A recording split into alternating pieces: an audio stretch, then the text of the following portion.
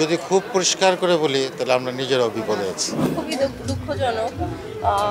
কি বলবো আর? নুসরাত ফারিয়া আমাদের বাংলাদেশের একটা সম্পদ। এই বিষয়ে কোনো কথা বলতে চাই না। এটা দুঃখজনক।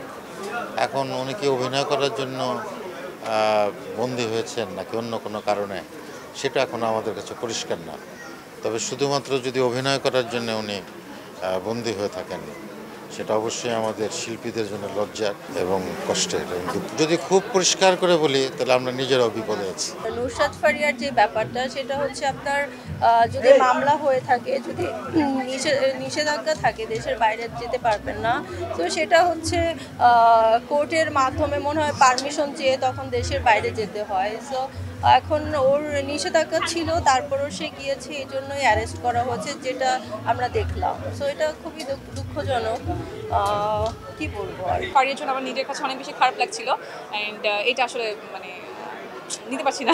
এখন আমি শুধু জানি কি বলা হচ্ছে, বাট আমার কাছে ভালো লাগে না, খারাপ লাগছে। অবশ্যই নুসরাত ফারিয়া আমাদের বাংলাদেশের একটা সম্পদ, কারণ সে নট অনলি বাংলাদেশ ছাড়াও সে অন্যান্য কান্ট্রির সাথে কাজ করেছে। সো আমাদেরকেও আমাদের কি বলে সংস্কৃতিকে ধরে রাখার জন্য আমাদের বিভিন্ন শিল্পীদেরকে ধরে রাখতে হবে।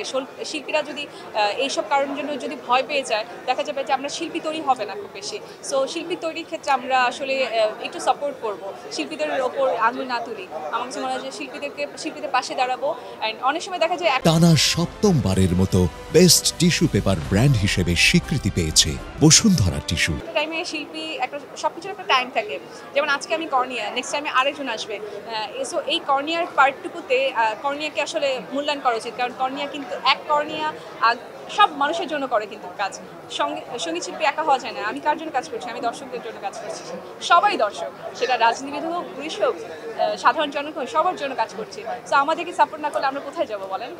আমরা আসলে শিল্পী, কারণ আমরা সব শ্রোতাদের জন্যই শিল্পী। আমরা যারা রাজনীতি করছে, যারা সাধারণ মানুষ, সবার জন্যই কিন্তু আর্টিস্ট। সো আমাদেরকে ছাড়া কিন্তু আপনারা চলতে পারবেন না, আপনাদের ছাড়া আমরা চলতে পারবো না। তো একটা সঙ্গীত শিল্পী যদি বদনাম হয়, আমাদের পুরো সঙ্গীত মানে পুরো এই সাংস্কৃতিক অঙ্গনের বদনাম আসলে। আমার মনে হয় যে এই দিক থেকে আমরা একটু দূরে থাকাই ভালো। মানে আমার কাছে ভালো লাগে না।